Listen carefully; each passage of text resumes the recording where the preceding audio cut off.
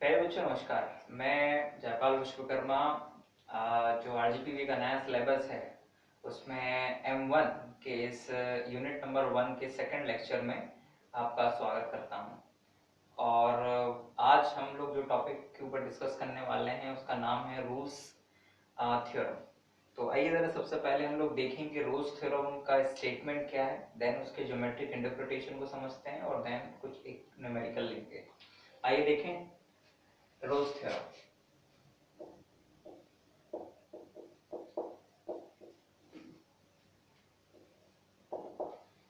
Rolle's theorem का statement है students, let fx be a real valued function in interval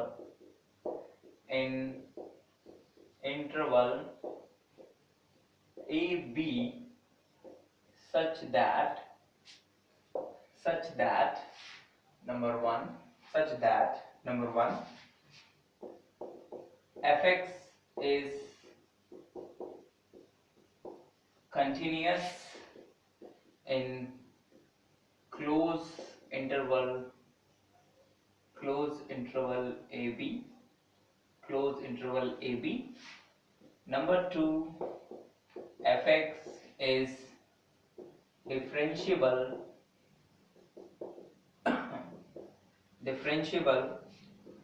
in open interval ab. Number 3, fa is equals to fb. Then there exist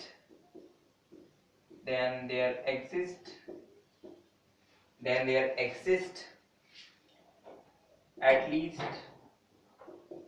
one point x is equals to c in the interval ab such that f dash c is equals to c. ये है students Rolle's theorem. और ध्यान देंगे कि Rolle's theorem अपने आप में कहता क्या है। पहले तो इसके स्टेटमेंट में जो चीजें दी हुई हैं वो हम लोग समझे। fx be a real valued function in the closed interval ab, it means that कि ये जो भी इंटरवल है, इंटरवल हमेशा रियल लाइन का सबसेट होता है स्टूडेंट्स।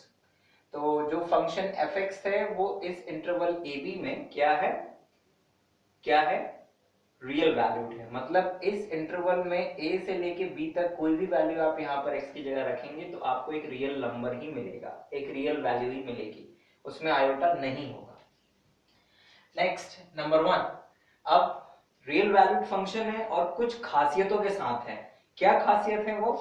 पहली है fx is continuous in the close interval, मतलब फंक्शन कंटिन्यूअस है। कंटिन्यूअस का मतलब है कि कहीं पर भी बीच में उसमें डिसकंटिन्यूटी नहीं है, यानी उसका ग्राफ पर अगर ग्राफ बनाया जाएगा तो it's a continuous graph. Number 2, fx is differentiable in open interval ab। यहाँ पर डिफरेंशिएबल होने का मतलब ये है कि a से b के बीच में अगर कोई भी वैल्यू रखी जाती है फंक्शन के डेरिवेटिव में तो हमें कुछ ना कुछ वैल्यू मिलेगी। यहाँ पर डेरिवेटिव के ज्योमेट्रिक मीनिंग पता होना बहुत जरूरी है, तो ही हम इस थ्योरम को फील कर पाएंगे, right. And number 3, fa is equals to fb।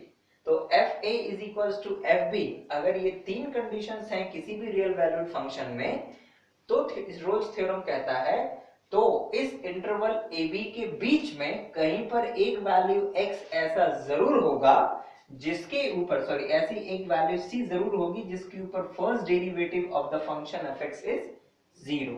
और जरा ध्यान दीजिएगा, यहाँ पर डेरिवेटिव के अपने मीनिंग होते हैं, ज्योमेट्रिक मीनिंग होते हैं। आपने जब डेरिवेटिव के ज्योमेट्रिक इंटरप्रिटेशन को समझा होगा तब वहां पे ये चीज आपको अच्छे से समझ में आई होगी कि डेरिवेटिव का ज्योमेट्रिक मीनिंग क्या होता है।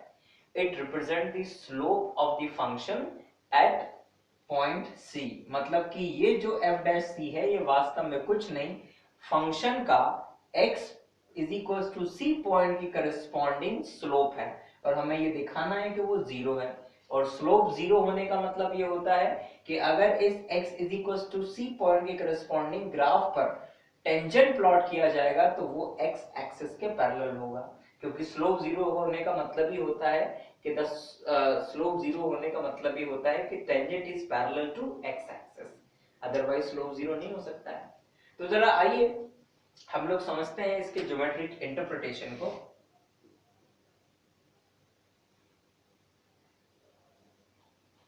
ज्योमेट्रिक इंटरप्रिटेशन,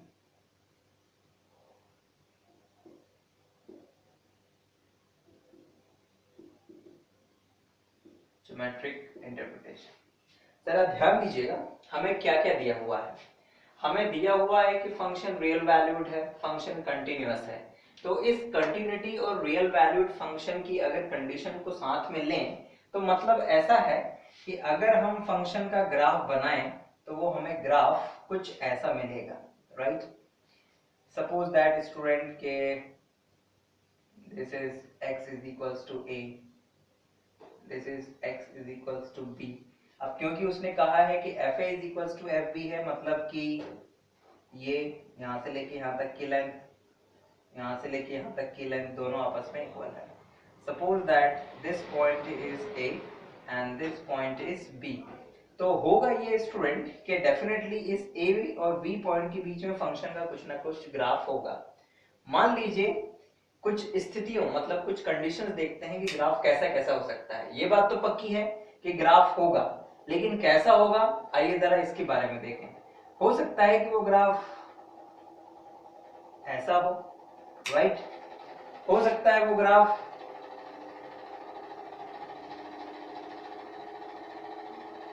धीमा कर दूं,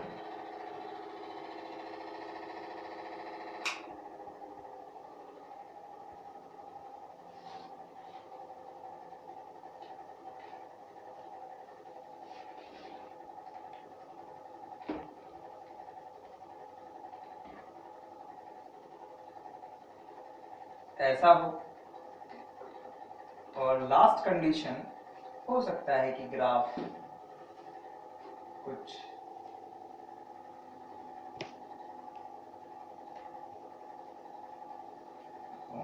this is x is equals to a, x is equals to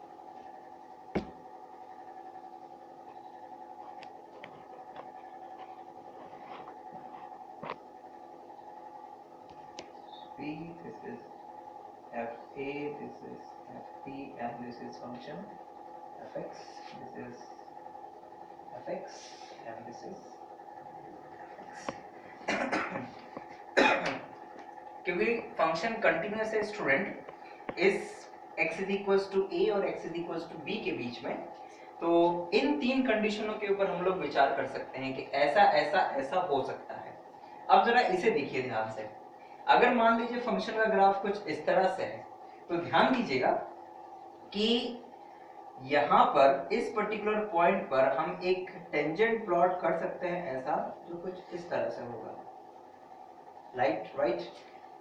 अगर ग्राफ ऐसा है तो हम यहाँ पर इस पॉइंट पर एक टेंजेंट प्लॉट कर सकते हैं जो कि कुछ ऐसा होगा, राइट। और अगर ऐसा है तो फिर तो कोई बात ही नहीं, हम लोग कई सारे टेंजेंट प्लॉट कर सकते हैं। सपोज दैट ये वाली टेंजेंट प्लॉट कर दिया हमने, ये वाली प्लॉट कर दिया हमने, और ये वाली प्लॉट कर दिया हमने। इट मींस दैट कि अगर फंक्शन इस इंटरवल में कंटिन्यूअस है, यस स्टूडेंट, तो हम लोग यहाँ पर थे कि इन तीनों ही कंडीशनों में आप जरा एक खास चीज देख रहे होंगे, क्योंकि फंक्शन कंटिन्यूअस है इसलिए फंक्शन की हर एक पॉइंट पर, यानी कि x is equals to a से x is equals to b के बीच में x की हर एक वैल्यू पर फंक्शन के ग्राफ पर टेंजेंट प्लॉट किया जा सकता है।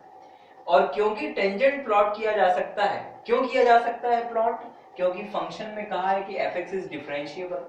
तो fx अगर इस a से b इंटरवल में डिफरेंशिएबल है, मतलब कि a से लेके b के बीच में जो भी x की वैल्यूज हैं उनके ऊपर टेंजेंट प्लॉट किया जा सकता है, क्योंकि डिफरेंशिएबिलिटी का मतलब ही होता है स्लोप ऑफ द टेंजेंट, और स्लोप ऑफ टेंजेंट अगर मिल रहा है मतलब कि टेंजेंट एग्जिस्ट जरूर कर रही होगी। इट मींस दैट कि अगर हर एक पॉइंट पर टेंजेंट एग्जिस्ट कर रही है तो यकीनन ये बात पक्की है कि एक ना एक टेंजेंट ऐसी जरूर होगी इस बीच में जो कि इस x एक्सिस के पैरेलल होगी, और जैसे ही वो tangent x is equal to के पैरेलल होगी तो वही x is equal to c point हमें देगी। कैसे देगी? इट्स वेरी इजी, समझिए जरा इस बात को। क्योंकि अगर tangent parallel to x axis है, ये अगर tangent parallel to x axis है, यस, तो इसका मतलब क्या हुआ? Slope of tangent at point, slope of tangent at point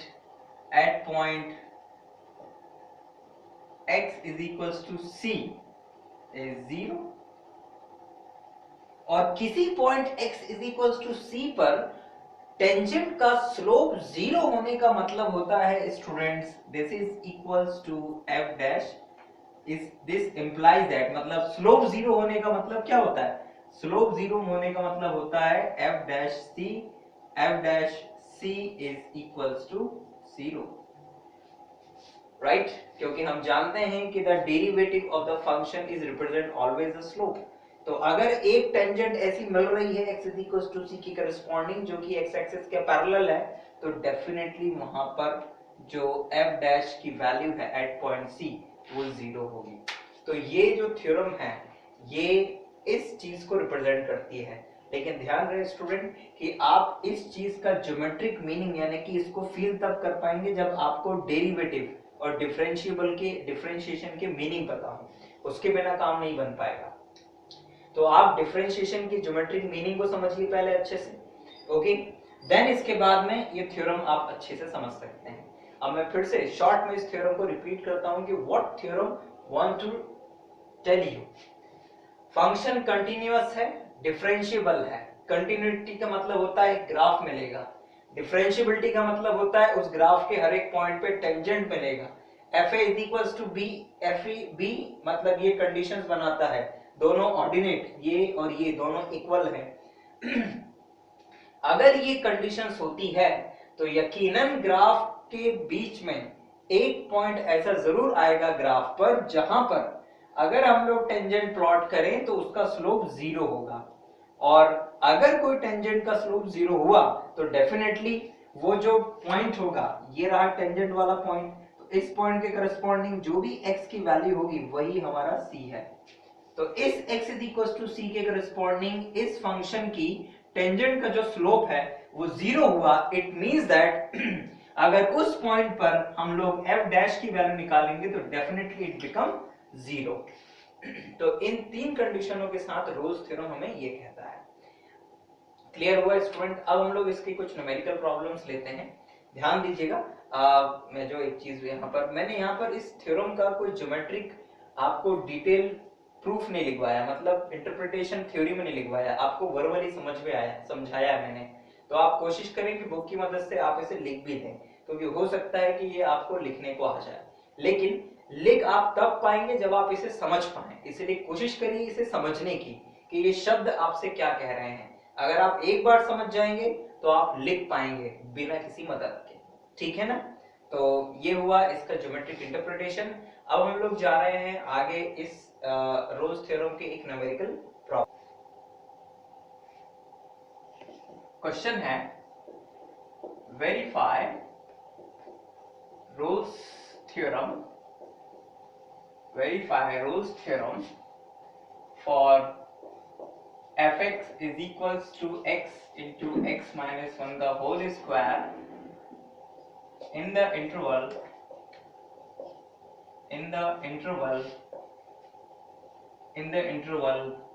0 1, it's a closed interval 0 1, question ये है स्टूडेंट्स कि हमें इस फंक्शन fx के लिए और इंटरवल 0-1 में रोल्स थ्योरम वेरीफाई करनी है। और जब रोल्स थ्योरम वेरीफाई करने की बात आएगी तो पहले हमें जो रोल्स थ्योरम की तीनों कंडीशंस हैं वो दिखानी होंगी कि हाँ वो इस फंक्शन के लिए होल्ड हो रही हैं, और उसके बाद फिर हमें उस c की वैल्यू निकालनी है और ये दिखाना है कि वो जो c है वो इस 0-1 इंटरवल के अंदर ही है। तो चलिए आइए जरा हम लोग इस काम को शुरू करते हैं। तो सबसे पहले तो लिखते हैं कि हमें क्या गिवन है, मतलब हम यहाँ पर अब इसका प्रूफ कर रहे हैं स्टूडेंट्स। तो प्रूफ में देखिएगा जरा, given fx is equals to, इसे हम लोग लिख सकते हैं x into x square minus 2x plus 1, यानी कि इसे x cube minus 2x square and plus x लिखा जा सकता है। ध्यान दीजिएगा, now given fx is equals to this, number 1 and interval क्या दिया हुआ है 0-1, तो उसे भी लिख लेते हैं हम लोग। नंबर 1, अगर ध्यान दीजिएगा, since fx is polynomial,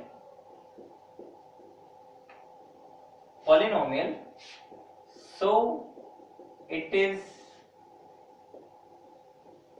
continuous in 0-1, okay, 0-1,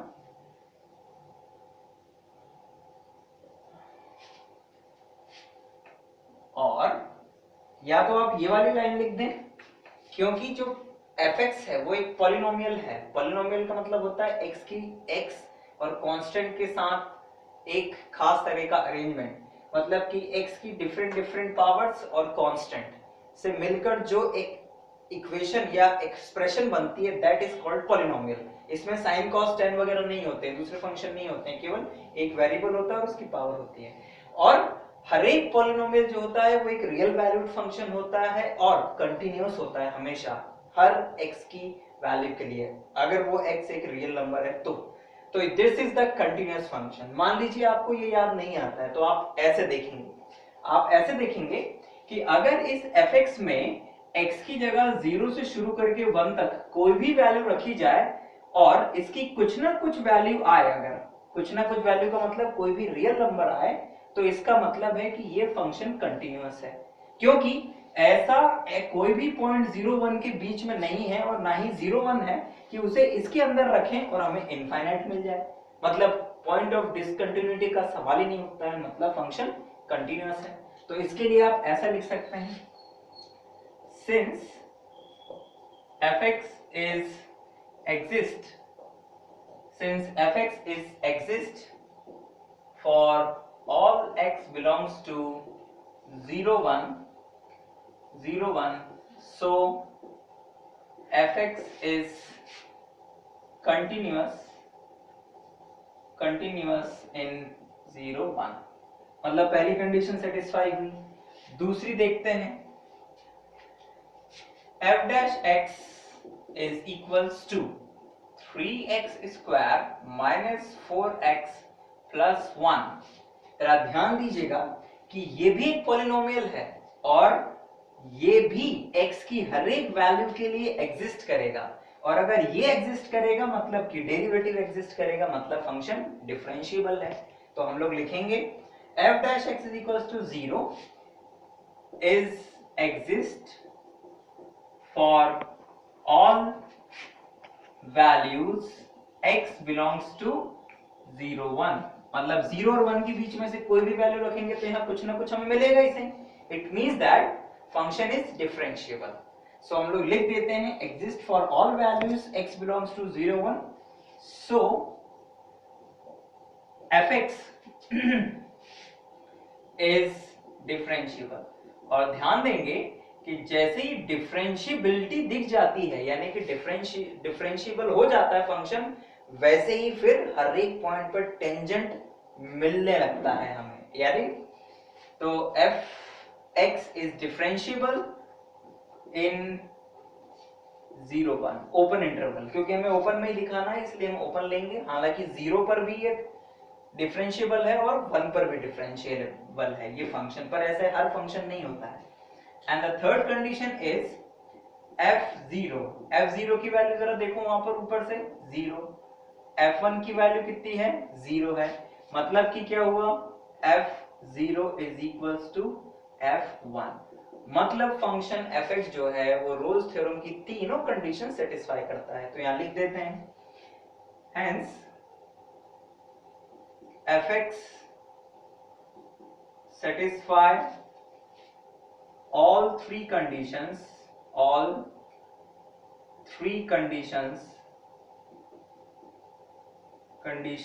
of Rolle's theorem.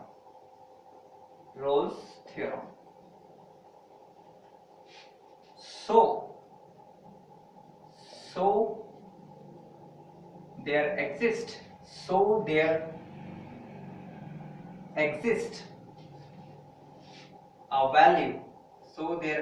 a value x is equals to c। ध्यान देंगे यहां पर हम एक value x is equals to c का एग्जिस्टेंस जरूर मान रहे हैं, लेकिन हम शुरुआत में ये नहीं लिख सकते हैं स्टूडेंट कि ये जो x is equals to c है ये 0 1 में होगा। अगर ये शुरुआत में मान लिया तो गलत, हमें तो ये दिखाना है कि ये जो c है ये 0 1 इंटरवल में ही है, तो इसके लिए हम इसका एग्जिस्टेंस तो मानेंगे पहले, लेकिन ये 0 1 में है कि नहीं है ये आगे दिखाएंगे।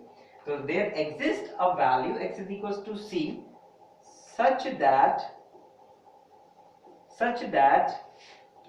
f dash c is equals to 0, और जैसे ही f dash c is equals to 0 रखते हैं तो f dash c की वैल्यू क्या आएगी, ये यहां से आएगी, ये f dash x is equals to इतना है, तो it is 3c square minus 4c plus 1 is equals to 0। यहां से अगर हम लोग इसके फैक्टर करें तो it become 3c minus 1 and c minus 1 is equals to 0, right? 3c yes minus 3c and minus 3c सही है। एंड यहां से हमें c की दो वैल्यूज मिलेंगी, एक मिलेगी 1/3 और एक मिलेगी 1। ये हमारे काम की नहीं है क्योंकि हमें ओपन इंटरवल में दिखाना पड़ता है। तो c is equals to 1 ये क्लोज इंटरवल में तो है लेकिन ओपन इंटरवल में नहीं है, लेकिन ये जो c is equals to 1/3 आया है ये 0 और 1 के बीच में है। तो क्या हुआ यहाँ पर हुआ since c is equals to 1/3 belongs to open interval 0 1, ठीक है ना, and f dash 1/3 is equals to 0, hence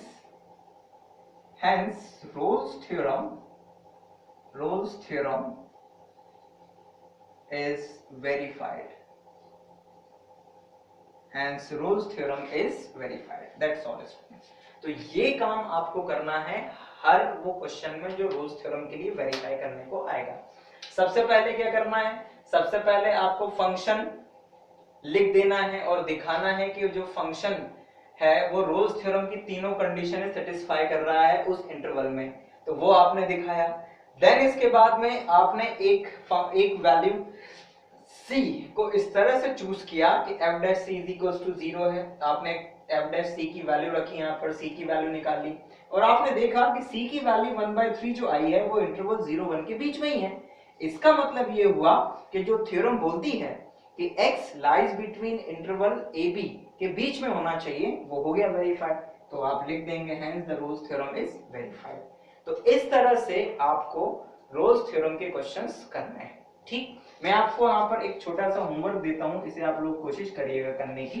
question ये है कि अगर fx is equals to e to the power x cos x हो, e to the power x cos x हो और इंटरवल हो क्लोज इंटरवल -π/2 से π/2 प्लस π/2, यस -π/2 से प्लस π/2, तो इस फंक्शन fx के लिए इस इंटरवल -π/2 टू प्लस π/2 में रोल्स थ्योरम वेरीफाई कीजिए, रोल्स थ्योरम को वेरीफाई कीजिए।